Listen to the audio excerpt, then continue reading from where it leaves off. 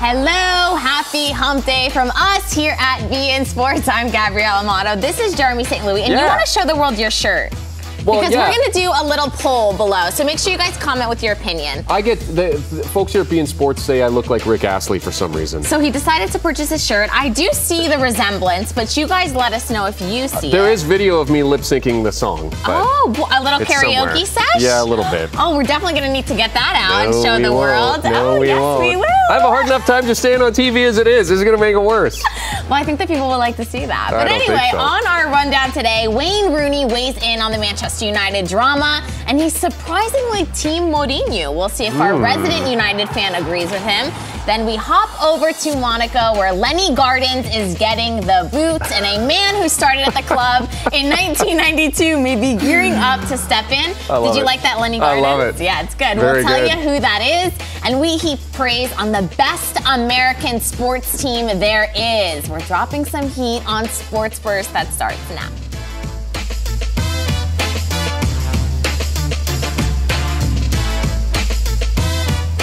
Wayne Rooney is officially hopping on the Mourinho defense bus. I said bus because he likes to park the bus instead of train. Do you see what I did there? Nice. He's saying, I know Jose is getting a load of stick, but I said a few weeks ago, the players have to stand up. They stood up in the second half against Newcastle, and we saw what they could produce. So, Jeremy, is Rooney right? Are the players really to blame here? 100%. 100%. Wow, you have to stand behind the manager, and I really think that these players have not stood up. Paul Pogba has openly admitted that the World Cup win has taken away from his focus as a player. We know he's one of the major issues with Mourinho. Those two have had major problems. And Pogba himself openly admitting that, hey, when you've won the World Cup, I mean, your motivation to do other things and win other trophies is a little bit, it's not necessarily there. So I think that in that instance, certainly there are players that need to step up. Definitely, and he is actually obviously with France on international duty right now, and a lot of Manchester United fans upset that he continues to pose and post Instagram stories with the World Cup trophy. Yes. When do you think the celebrations have to stop for that? Hey, you win the World Cup. You win. It's the greatest trophy in world sports. It's one of the hardest to win. Why would you not want to celebrate that? You're saying, okay, so you get to win the World Cup and then like, oh, I don't know, a month or two later, stop celebrating with the trophy. Are you kidding me? The Stanley Cup, one of the iconic trophies in North American sports and in world sport, those guys go all over the place with that trophy. And I mean, yes, it gets put back in its place when the season starts, but at the same time, it's something that you get to revel in for at least 3 or 4 months. You just had to bring in a hockey reference, didn't you? Had to. Huge hockey fan here. So now, but I mean, the players stood up. They showed what they could do against Newcastle, as I said in that mini intro. Yep. Do you think that they'll continue to play for Mourinho? Or do you think that they're just riding this train until he goes? You see, that's the thing, is that and this is something we talked about before. The problem with United, one of the major problems I see, and with the game in general, is that players are now becoming bigger than the clubs. When you had Sir Alex Ferguson at United, no player stepped into that locker room and knew that they had more power than Sir Alex Ferguson. He didn't care who they were. You don't step in line, you're out the door. With Mourinho and in today's football, I see that as not the case. Players have more control. Players, if they decide to switch off, they know that the manager will go, not them. And you're right. There really is no example of a club whose manager is bigger than the club itself, that no player is bigger than the club. They're really, that was United. You sensed that a little bit with Zidane at Real Madrid. You kind of felt like he didn't make any player feel like he was bigger than the club, but I haven't seen that since Fergie. A little bit with Wenger, maybe, because he did overstay his welcome, so maybe a little bit with Wenger, but certainly we've not seen it to the level of Sir Alex Ferguson, where he openly would get rid of players if they stood up to him. Would not want to be on his bad side. Now, looking ahead to United's schedule this month, they're not on an easy road whatsoever. They play Chelsea, then they go to Juve, then they play Everton, Bournemouth, who has been a sensation all season long, and then they have to play Juve again. What is going to happen with Mourinho if he cannot pull wins in the next upcoming matches? Well, Mourinho has said that he has been getting text messages from the board telling him not to read the papers because the papers have him sacked in the morning, every day type thing as every game approaches. So obviously, they need to start getting some results. A Manchester United team below mid-table is not something that's going to last for very long. And the goal this year was to advance in the Champions League. So they need to really show. And I think this is a critical moment for United. not only under Mourinho, but at this point of the season. We're going to see what they're made of, or Mourinho could be gone by Christmas. And it's great that that first leg against Juve is at home, so it gives them a little bit of an before they go to Turin and take on a fully loaded Juventus. Let's hit the comments. Cosmos YW saying, Man United have what it takes to be on top, but they are underperforming, letting Mourinho take the blame. So you think that they have the players to win the Premier League? They have the players to certainly compete for the Premier League title. I don't necessarily think they have the team that can win the Premier League if other teams are on song. Let's remember Ferguson's last title before he left United. It wasn't a case of United necessarily being better than other teams. It was other teams not being as good and losing key games where United were able to win those key games. So I don't necessarily think the talent is there to win the Premier League.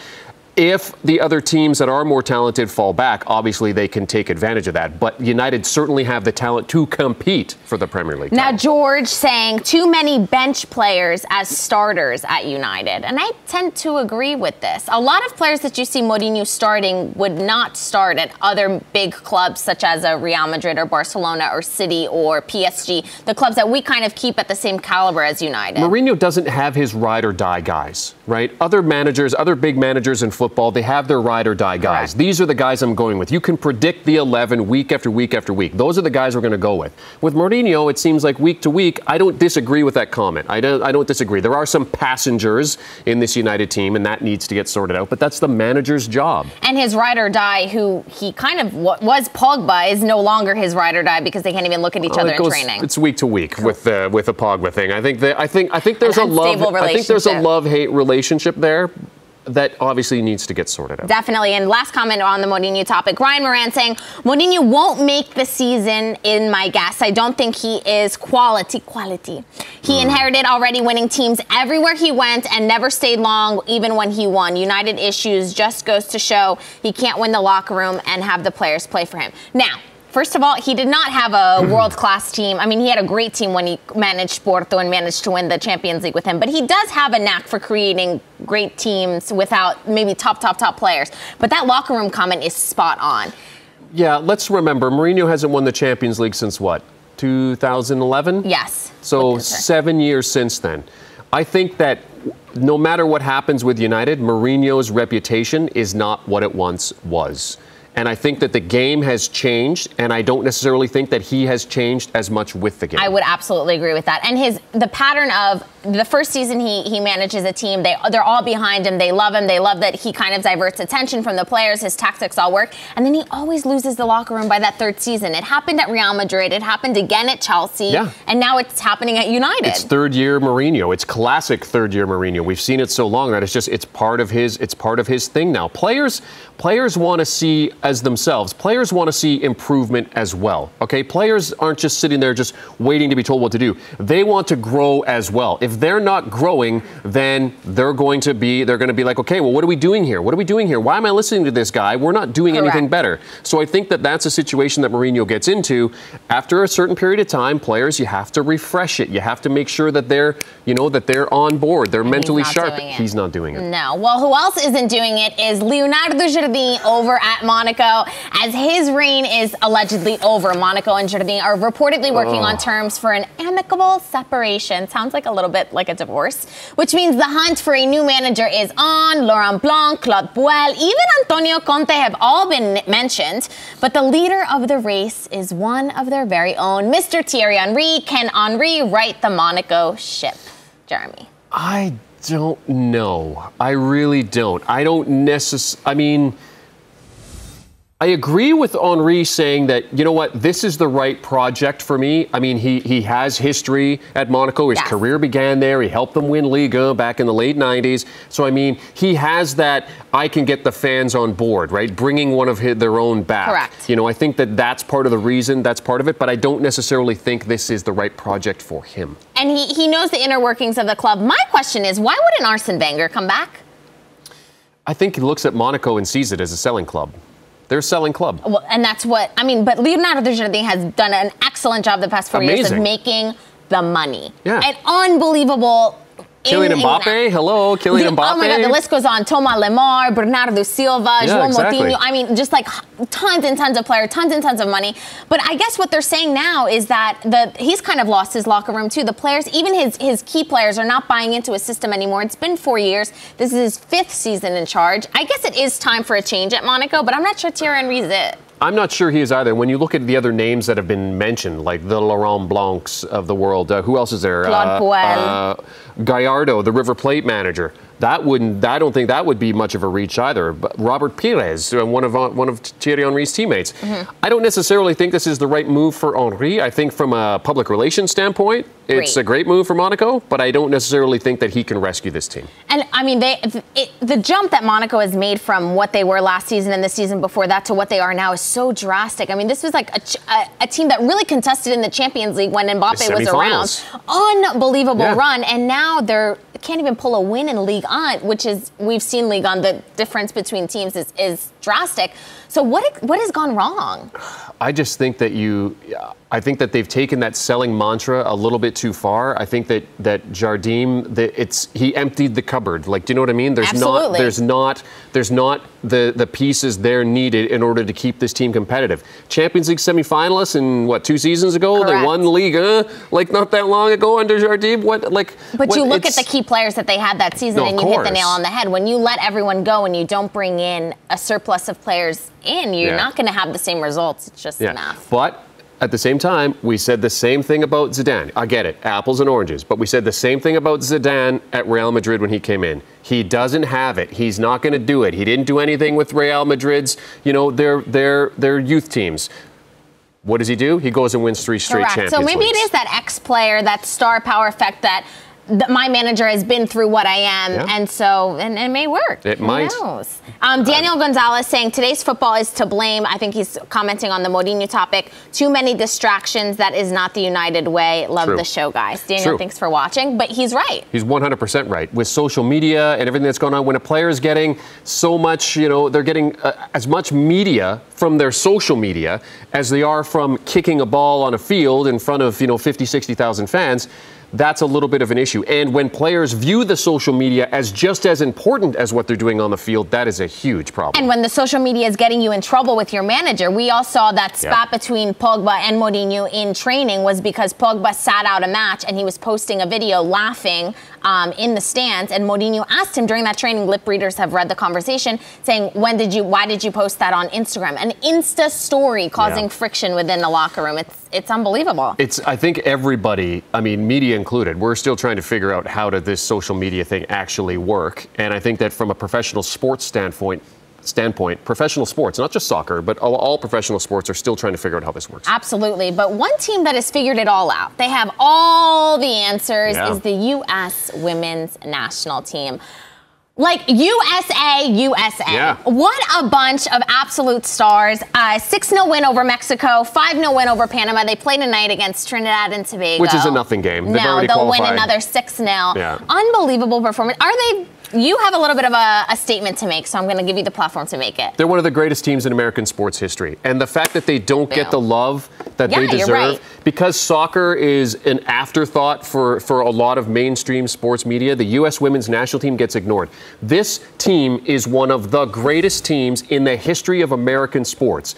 You look at the women's national team and their record, it is unbelievable, the numbers for this team, the way that, and I get it, you're going to tell me, okay, but they're playing against teams that aren't that good, and they're playing against, like teams that don't have the program that the U.S. has. I get it, but you can only play the teams that are put in front of you. And the fact that they have never been ranked lower than, second in the world, they've never finished worse than third at a World Cup. Even programs, no matter where and how successful they are, go through low points. This program has never gone through a low point. It is unbelievable how good this team is, and the fact they don't get the love is an embarrassment in U.S. sports because they are one of the greatest sports teams in the history of American sports. And the consistency is undeniable. They do it year after year after year after year, and I just don't understand why they don't get the same level of exposure and praise that they deserve, that the men's team gets, even when they're not winning. I was looking at the numbers here. Like, They outshot Mexico 23-3. They had 70% of the possession. They were 4-0 up at halftime on Panama.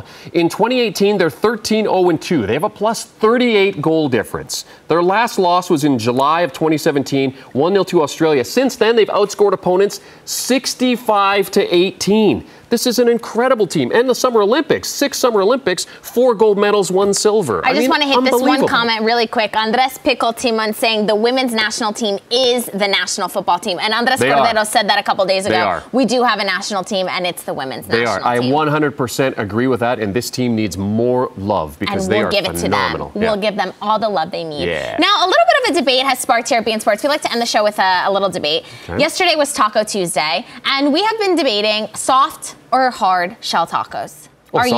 Really? Oh, soft shell all the time. I made soft shell tacos the other night for dinner. What did you put in them? Nice sesame beef with a little bit of radish and some cucumber. It was delicious. This is a world-renowned chef here, for those of you that don't know. Unbelievable. Follow him on Instagram. He puts up great posts. But I'm kind of a hard shell guy because when you break them, then you can pick up the leftovers and scoop it up. No. But the soft shell can get a little bit messy. No, when it crumbles, all of that crumbles, and you just have this stuff all over your plate. And it's like, you have that stuff all over your plate? No, soft shell you can keep it in there. It's nice, but the soft shell you can soak it up. It's still the soft shell is the way to go for me. And plus, you get it in you get the hard shell in your teeth, and you're having to toothpick, the pieces out and stuff like that. I'm not. Well, you seem very distressed about hard shell tacos. I have had bad experiences. You have to experience it. The soft shell taco for me is the way to go. There you have it. Well, tonight on the Extra 7 p.m. Eastern Time, Kevin Egan, Bobo Vieri, they'll discuss it all. They are touching. Oh, yeah. Bobo Vieri is never a dull moment with him. But that's all we have time for today. Well, let's get some tacos. We'll see you tomorrow. Thanks, guys.